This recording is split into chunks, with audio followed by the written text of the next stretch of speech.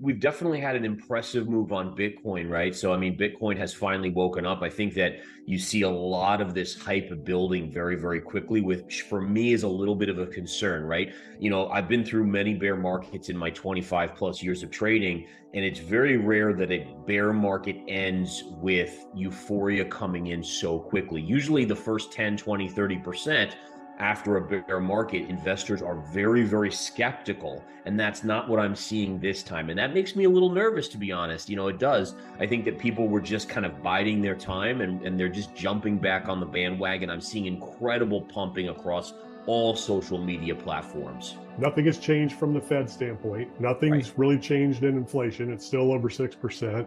Nothing has changed from, tightening of financial conditions and recessionary expectations. In fact, I think that is potentially getting a little worse, and we're going to find out with the earnings and forecasts and things like that coming up here in the next couple of weeks.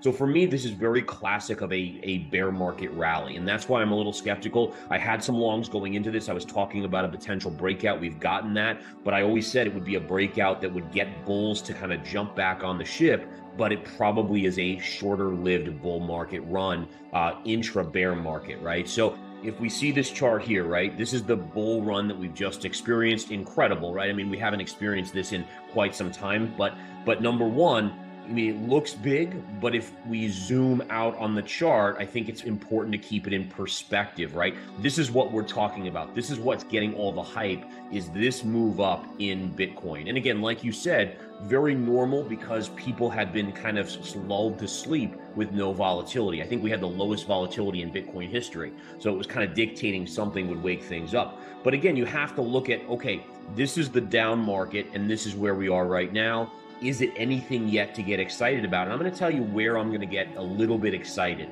If we were to take out this high right here, which is the beginning of the FTX collapse, where we saw FTX, and all the fraud and all that come to light, that's where if we could get above that psychologically, I think that would be a positive for Bitcoin. So you want to see price get above and actually stay there and consolidate there, right? And again, if you look at where Bitcoin has stalled here, it's right at that level. Now, let's talk psychology of the markets, because this will be a great educational part, is that why do these levels have so much resistance? And the answer is this.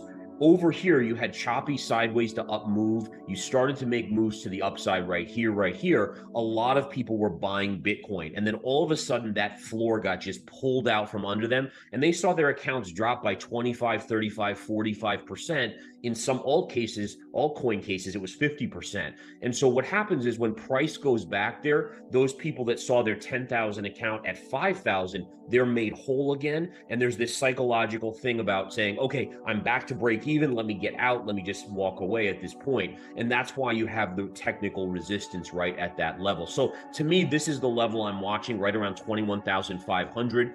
Let's see in the next few days what happens. I actually put out a short signal on Ethereum yesterday when we were above 1550. I think we're in a position to see a pullback here.